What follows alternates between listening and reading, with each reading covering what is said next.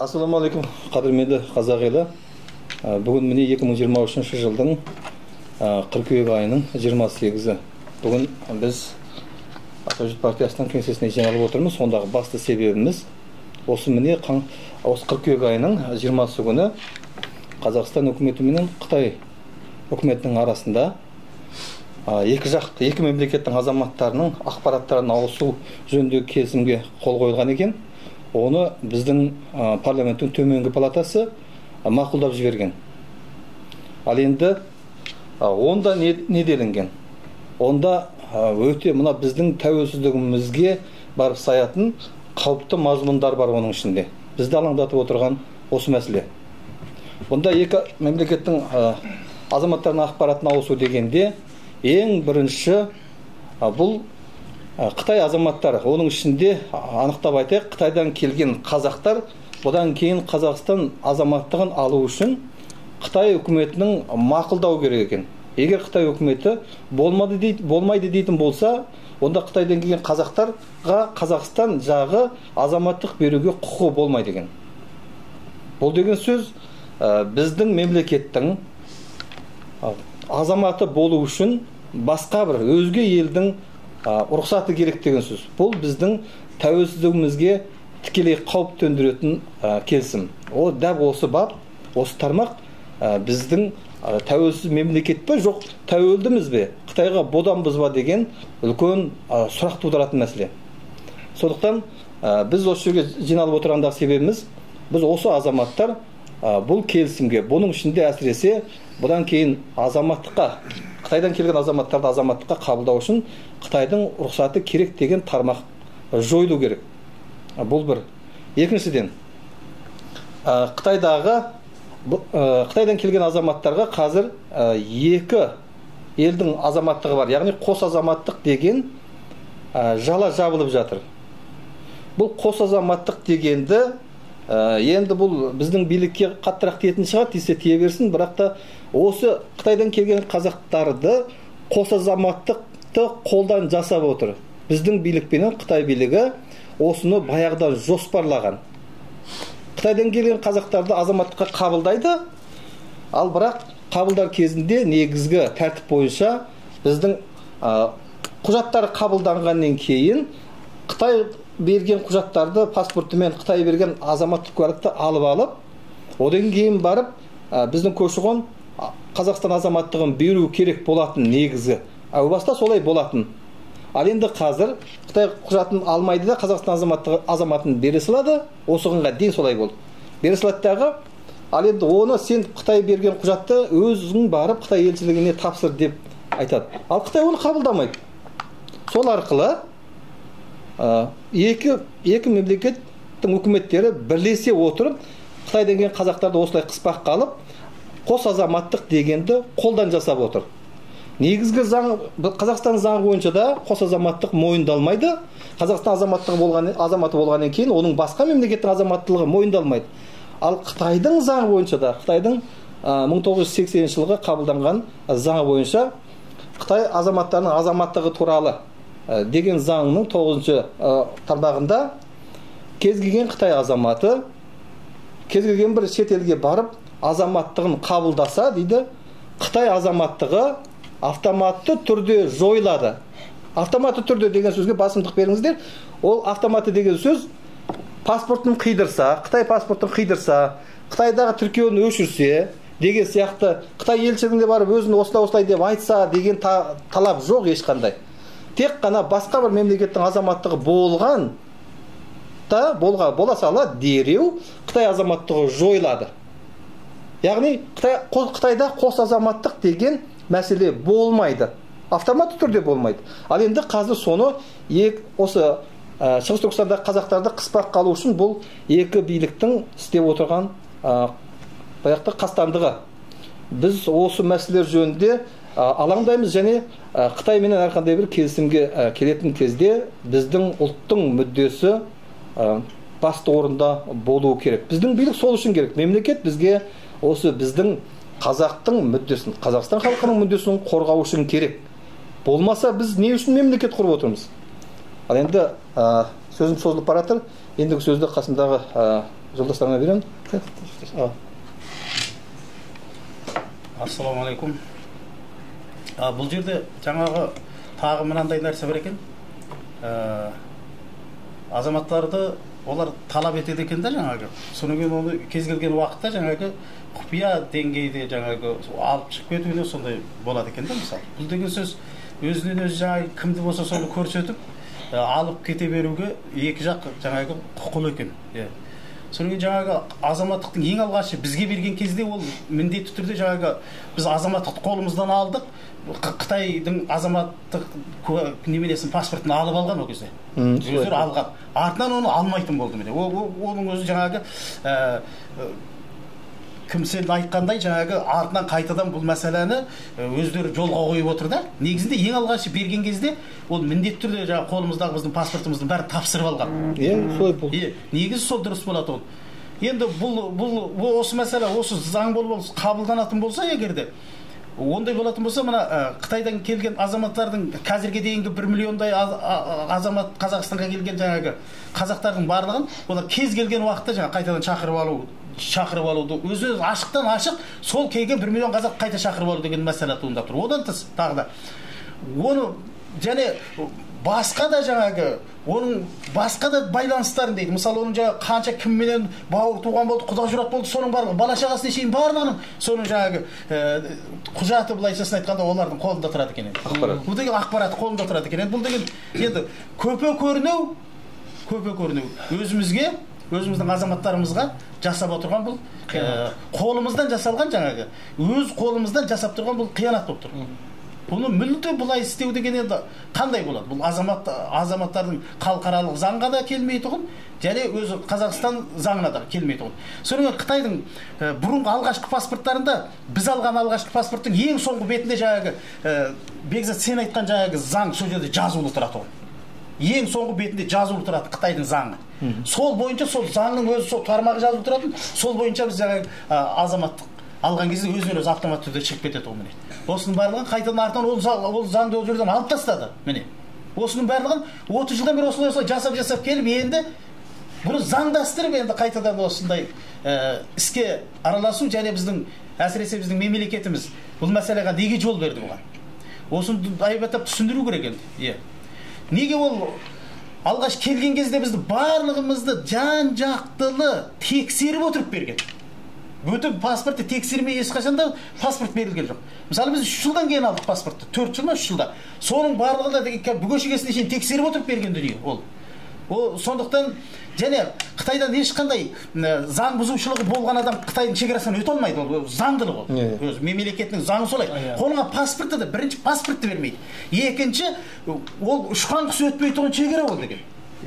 Содан өз жерден ең таза қазақшасын айтқанда шетелге бара алатын ең таза адамдар өтіп жатыр.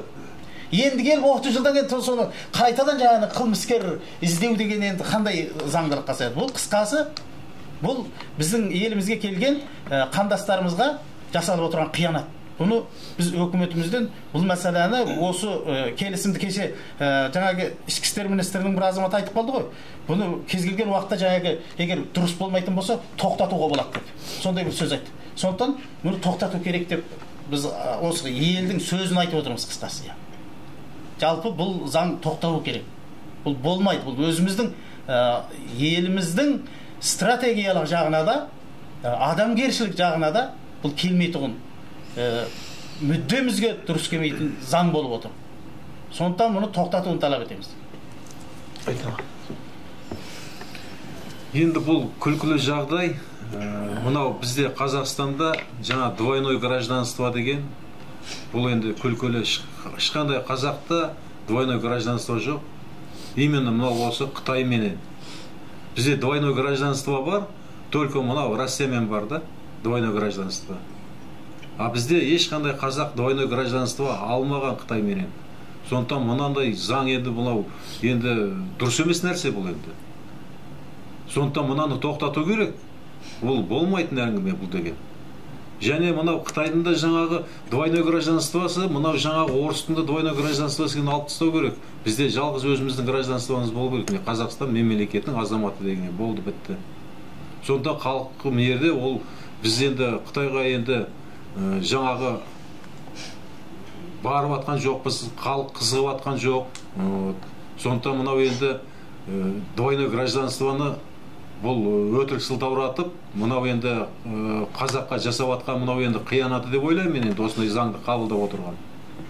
Сондықтан біз қарсымыз бұл заңға.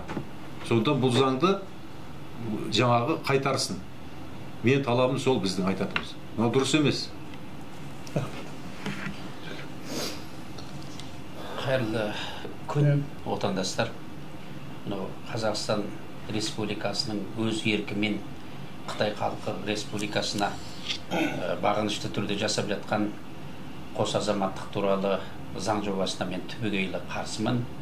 Енді біздің әлеуметтік институтымыздың осы бір осал тұстарында мемлекеттің күштік құрылымдары әлеуметтік институттың әлсіз топтарын қашанда жаныштап келеді. Бұл жерде біздің түбірлі мүддеміз жатыр, құқығымыз тапталып жатыр. Халықаралық нормативтік заң қағидасы бойынша да, Қазақстан Республикасының заңы бойынша да, ата заңы бойынша да біздің әзіргі жағдайда құқығымыз тапталып отыр. Енді оған дәлел ретінде мына жоғарыда әріптестердің барлығы мырзалар айтып өтті.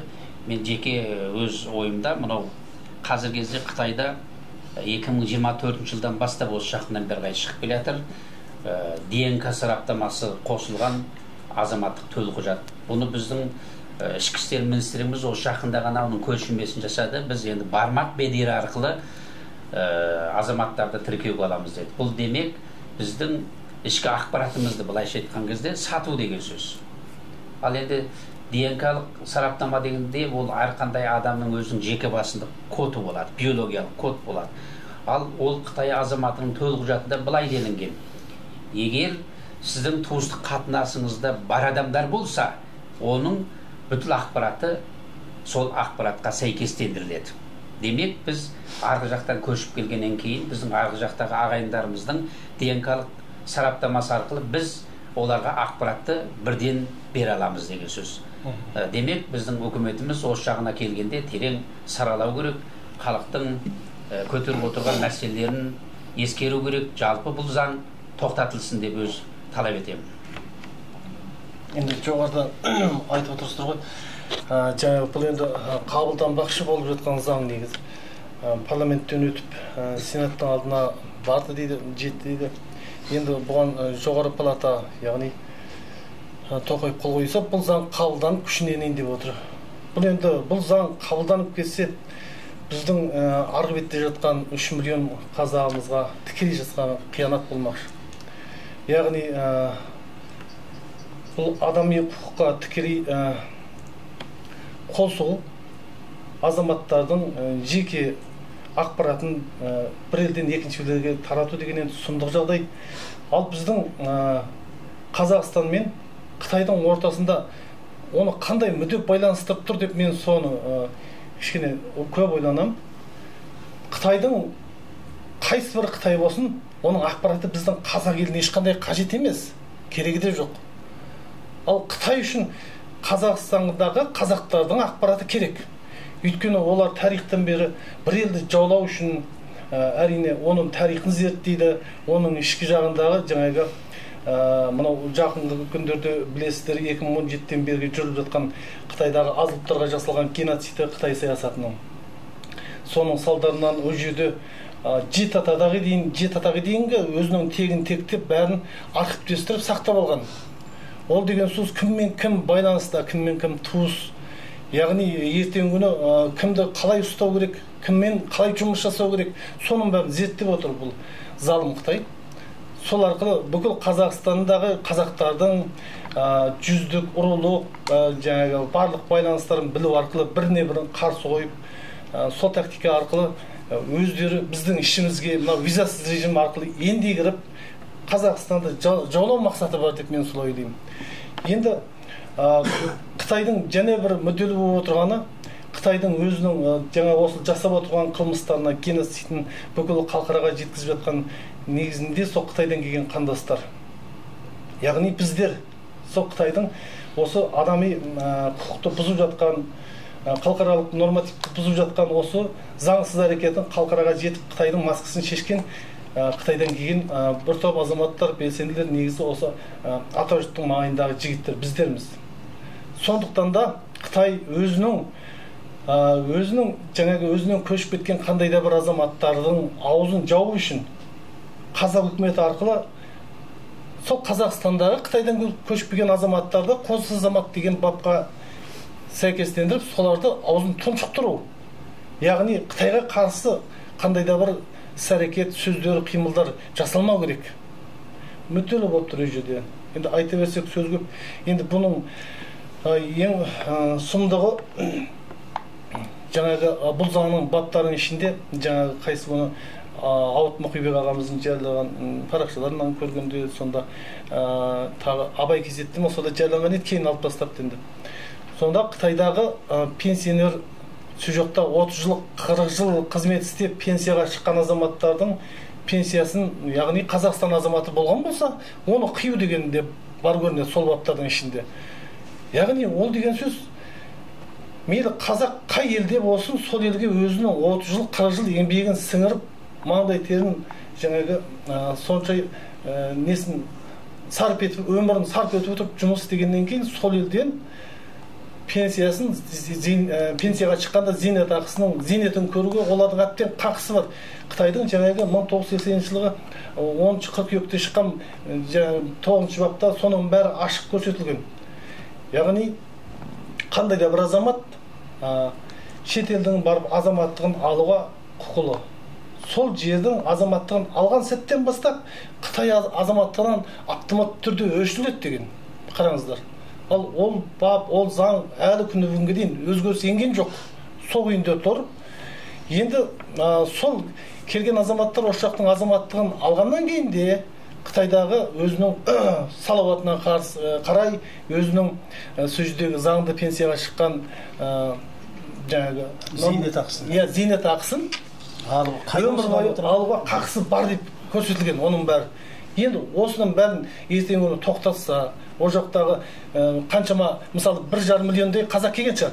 Содан кем дегенде бір 300-500 мың аралығында пенсионеріміз бар. Ал солардың пенсиясын, мысалы, біздің мемлекет бермейді ғой. Тоқаев бермейді оны. Ал бермесе, Қытайдың ақшасын не үшін бергізбеу керек? Олардың заңды қақысы. Олар алуға тиісті. Ертең оны оларды тоқтатып тастағанда біздің үкімет оны бағайын деп отырған жоқ. Бар болса, жаңағы ең төменгі жаңа пенсиямен 19 әлеуметтік жәрдемақы 19 ба, сонымен пенсияға шығарайын деп отыр. Енді осының бәрі қиянат.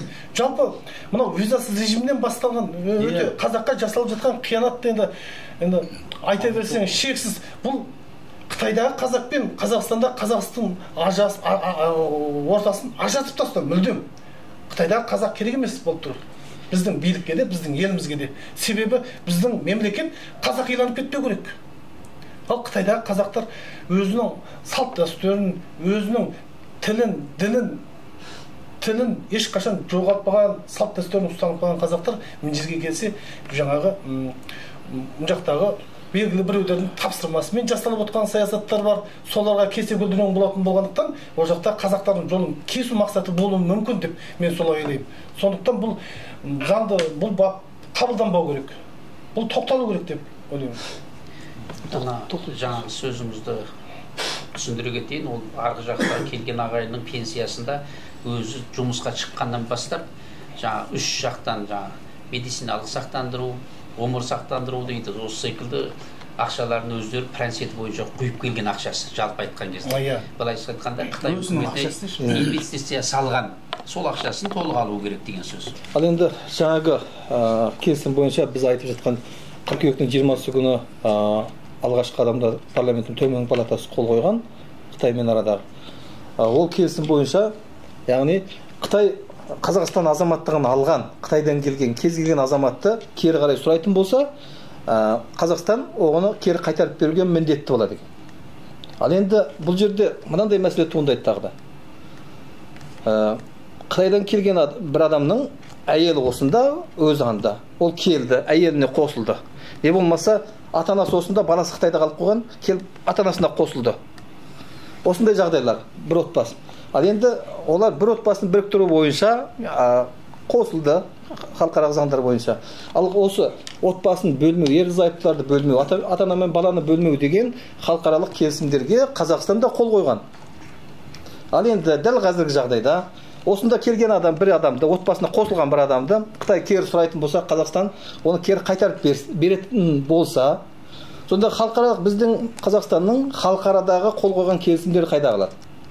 Отбасын біріктіру, адамды қорғау деген неше түрлі келісімдер бар, ерлі-зайыптыларды біріктіру. Сол келісімдерге Қазақстан қол қойып алды. Қазір Қытайдың талабын орындай ма? Егер осыған толығымен қол қойып заңға айланып кетсе, онда халықараның талабын орындай ма?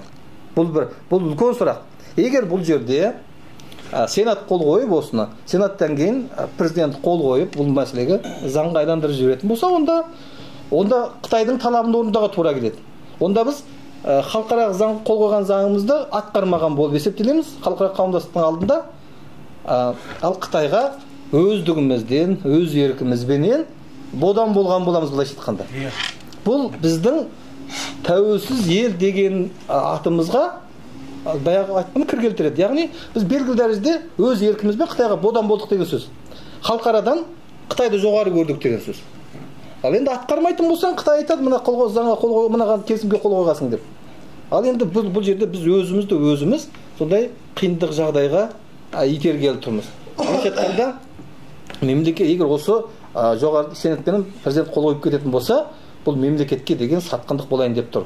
Біз солай ойлаймыз. Жаңағы мына жерде бір кішкене толтырып кететін жер.